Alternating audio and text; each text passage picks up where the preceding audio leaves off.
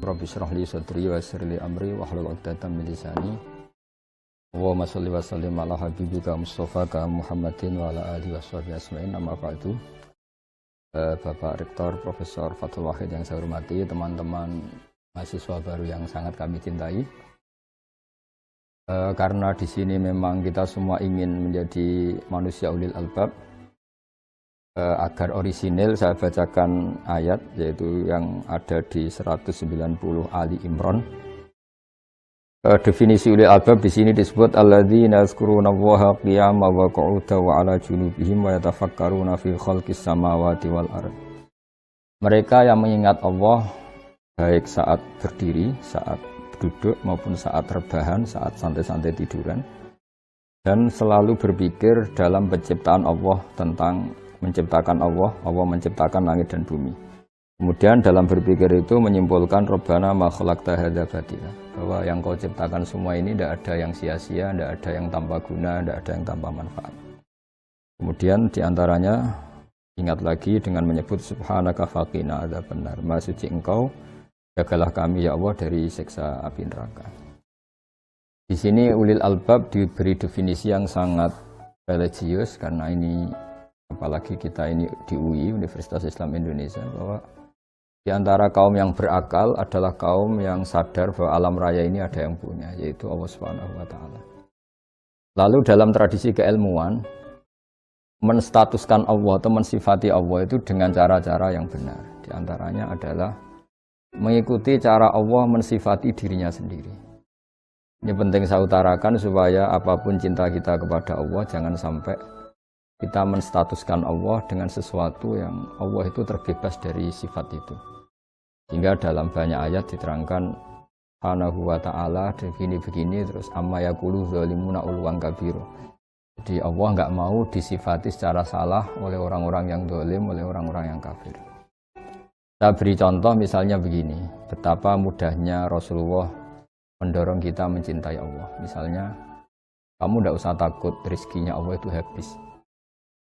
Bukankah kamu berpikir, kata Nabi, Aro'aitum, coba kamu angen-angen, kamu pikir berapa Allah ngasih rezeki mulai Allah menciptakan langit dan bumi sampai sekarang. Artinya stok makanan yang diciptakan Allah itu luar biasa. Mulai dulu ada dinosaurus ya makanan tidak habis, ada ikan paus ya makanan tidak habis. Padahal ngelihat makanannya mereka itu ngeri betul, tapi nyatanya hewan-hewan yang makanannya super banyak ternyata ya sampai sekarang pun tetap dapat rezeki. Kata Nabi, aro'aitum ma anfaqo mudz khalaqas samawati wal ardh fa innahu la yanfudu ma indah. Lihatlah apa yang diciptakan Allah mulai langit bumi diciptakan, semua makhluk yang hidup semuanya dapat apa? Rezeki, dan semuanya tidak bisa menghabiskan rezeki yang disiapkan Allah Subhanahu wa Ta'ala. Begitu juga di masalah ilmu. Ilmu yang dianugerahkan Allah ke kita ini tidak ada habis-habisnya, dikaji, kemudian tidak ada habisnya. Maka saya berpesan sama adik-adik yang kuliah di UII, bahwa UII adalah didirikan sebagian oleh ulama, ada Gus Wahid, ada dari unsur Muhammadiyah, ada dari unsur beberapa ormas, dan didirikan murni karena kita ingin umat Islam ini terpelajar yang sangat Indonesia, jadi religius yang sangat Indonesia, atau kalau populernya disebut nasionalis religius. Karena kita tidak pernah ingin Islam benturan dengan negara benturan dengan Islam. Contoh yang paling mudah tentu kita anti narkoba, negara menyediakan ada BNN. Islam mengharamkan curang, korupsi, negara ada KPK. Islam ingin negara ini stabil, nyaman, negara ada kepolisian yang menjaga kestabilan itu. Sehingga ketika kita baca al-muslim man salimal muslimuna min lisanihi wa yadihi, orang muslim itu siapa?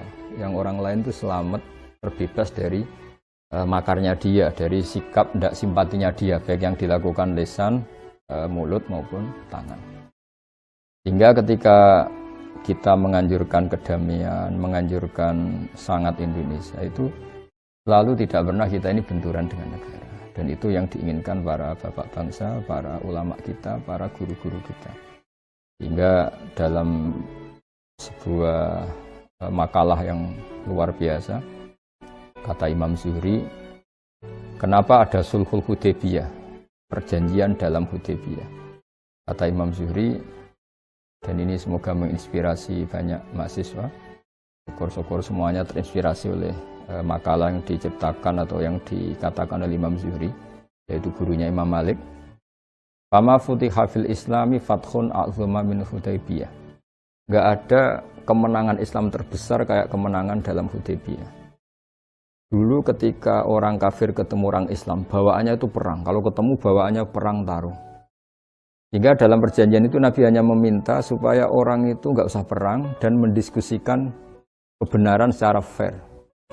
Kata Imam Zuhri, fatafawadu fil hadis wal munaza'ah. Mereka berdebat tanpa tekanan. Falam yatakallam ahadun ya'kilu syai'an minal Islam illa dakhula fihi. Jadi barokahnya damai, barokahnya semuanya damai tanpa tekanan, orang diskusi Islam. Setelah diskusi, siapapun yang berpikir objektif akhirnya tertarik kepada Islam. Tentu dulu misalnya mereka diskusi gimana kalau menyembah berhala yang dari batu dengan menyembah Tuhan Muhammad yang sifat dasarnya itu pencipta langit bumi yang ada sebelum ada langit dan bumi. Dengan perbandingan-perbandingan seperti itu akhirnya mereka tahu tentu Tuhan Muhammad lebih benar, lebih baik. Sehingga artinya kata Imam Zuhri, Islam ini pernah begitu unggul ketika nggak ada perang. Karena ketika nggak ada perang, orang diskusi secara santai, secara rileks, tanpa tekanan, dan pasti yang muncul adalah kebenaran. Sehingga agama ini dibawa oleh satu kebenaran yang nggak perlu ekstrim sebetulnya, karena la ikraha fiddin qad tabayyana rusydu minal ghayy. Artinya untuk mengatakan 2 tambah 2 4 itu nggak perlu perang, karena qad tabayyana rusydu, yang mana yang benar ya jelas, mana yang salah ya jelas. Nah, untuk mengatakan kalau yang Tuhan itu harus yang ciptakan langit bumi, yang jadi Tuhan harus yang paling awal, ini sebetulnya la ikraha fiddin, nggak perlu ada pemaksaan, karena qad tabayyana rusydu minal ghayy, yang benar jelas, yang salah juga jelas. Sehingga dengan tradisi akademik ini kita minta beberapa mahasiswa yang nanti pulang ke daerah masing-masing, yang di Papua, di Kalimantan, di Aceh, di berbagai pelosok Indonesia, tolong bawalah agama ini dengan rahmatan lil alamin, dengan santun, dengan baik, karena hakikat kebenaran adalah berkah bagi semua, dan kebenaran mudah dikaji secara sadar kalau kita simpatik. Hingga dalam sebuah tafsir diterangkan, walau kunta fadhlan ghalidhal qalbi lan faddu min hawlik, andaikan kamu Muhammad keras hati dan kamu tidak simpatik, maka orang akan lari dari kamu. Dalam sebuah tafsir dijelaskan, ada Rasulullah al-mu'ayyad bi ruhil qudus wal mu'ayyad bi malakutis samawati wal ardi. Ini Muhammad, seorang yang luar biasa, sayyidul anbiya wal mursalin, yang sangat ditopang oleh kekuatan langit.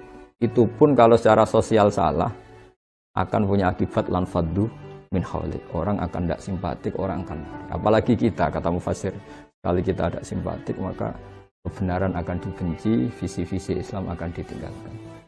Hingga sesuai para pendiri UII, para keinginan kita semua, termasuk keinginan Pak Rektor, keinginan kita semua, bahwa Islam ini harus kita bawa secara rahmatan lil alamin, secara kafah, bahwa semua bisa nikmati kebenaran ini, semua bisa bahagia dengan kebenaran ini. Yang terakhir, karena ruang ini namanya ruang apa Pak? Bahagia. Semoga kita bahagia. Karena saya sering diberi nasihat oleh bapak saya, kalau kamu ngaji harus senang, kalau taat harus senang. Bagaimanapun orang nyari maksiat itu karena ingin cari kesenangan. Sehingga kalau orang baik sudah senang dengan kebaikan, insya Allah kebutuhan akan maksiat untuk cari kesenangan itu berkurang. Syukur-syukur hilang sama sekali. Kita sebagai manusia bahagia sekali nimang anak misalnya, nimang cucu. Bahagia sekali orang kebanyakan dengan ngopi. Bahagia sekali ketika ketemu teman akrab. Banyak kebahagiaan-kebahagiaan yang nggak butuh maksiat, dan itu kita happy. Begitu juga Rasulullah SAW. Kalau muji sholat itu wa qurratu aini fi sholat. Bahagia saya ketika sholat. Hingga kalau beliau punya banyak masalah, beliau ngendikan, mana Bilal kok tidak datang-datang ngajak sholat. Sampai beliau ngendikan, arifna ya Bilal, tolong istirahatkan kami dengan sholat. Jadi kebenaran itu harus sesuatu yang membahagiakan, yang nyaman. Dengan seperti itu, insya Allah kita tidak berkebutuhan untuk senang dengan cara-cara yang tidak benar. Sehingga agama ini menyarankan, qul bi fadlillah wa bi rahmati fa bidzalika falyafrahu. Ingat selalu fadl Allah, anugerah Allah, kenikmatan-kenikmatan Allah. Dengan cara itu kamu akan bahagia. Nah, dari bahagia itu diharapkan bahagia yang islami, bahagia yang baik, sehingga kita tidak perlu bahagia dengan hal-hal yang dilarang oleh Allah Subhanahu wa Ta'ala. Saya kira demikian pesan kami supaya mahasiswa-mahasiswa tambah berkontribusi terhadap bangsa ini, terhadap agama ini, bahwa definisi ulil albab adalah mereka yang terakhir dalam kesimpulannya mengatakan Rabbana ma khalaqta hadza batila, bahwa semua yang kau ciptakan, aturan-aturan yang kau terapkan, pasti semuanya itu ada hikmahnya. Kita tahu misalnya hikmah terkecil ya, misalnya Allah bikin ini yang ada di kitab-kitab, Allah bikin kutu saja, bikin apa yang di rambut itu kutu atau ketombe, itu barokahnya luar biasa. Ada pabrik sampo yang mungkin mempekerjakan orang berapa, dan itu hanya karena Allah bikin kutu. Ketika Allah bikin sesuatu yang paradok, itu juga mengilhami banyak orang. Wa inna lakum fil an'ami la ibrah nusqikum mimma fi butunihi min baini farsi wa damil labanan khalisan sa'ighal lisyaribin. Allah bisa mengelola dari hewan sapi misalnya, ada unsur darah, juga ada unsur kotoran, tapi Allah bisa mengelola dari hewan itu keluar susu sing sa'ighal lisyaribin. Kita hidup juga gitu. Mungkin kita di negara yang enggak ideal, atau di komunitas yang enggak ideal, atau hidup di keluarga yang enggak ideal. Kita hidup kadang antara darah dan kotoran, tapi Allah tetap mampu bikin sesuatu yang luar biasa, yaitu ada labanan khalisan sa'ighal lisyaribin. Maka kata para ulama, jangan putus asa ketika Anda hidup di keluarga yang kurang menopang, atau negara yang tidak seperti yang Anda inginkan, atau di komunitas yang Anda tidak cocok. Karena Allah tetap saja berkemampuan mengeluarkan labanan khalisan sa'ighal lisyaribin. Semoga teman-teman mahasiswa, adik-adik yang mungkin punya keluarga yang orang tuanya broken atau cerai, atau di kampung yang mungkin kurang islami, semua ini tetap kita berharap sama Allah, jangan putus asa, karena agama ini limangka yarjuha wal yaumal akhir. Agama ini diperuntukkan bagi yang selalu berpengharapan, dan Allah sangat mengkritik yang putus asa. Jadi apapun kondisi bangsa ini, misalnya kena pandemi, kena macam-macam, Allah selalu mengapresiasi mereka yang selalu berharap lebih baik, berharap lebih baik. Karena dibalik sosial yang enggak benar pun, kayak tadi mimbeni farsin wadamin, antara kotoran dan darah, ternyata Allah tetap saja mengeluarkan labanan khalisan sa'ighal lisyaribin. Dengan penuh tekad ini dan penuh niat yang baik pada bangsa ini, semoga kita dapat petunjuk dari Allah Subhanahu wa Ta'ala dan dapat ma'unahnya. Saya kira demikian. Wassalamualaikum warahmatullahi wabarakatuh.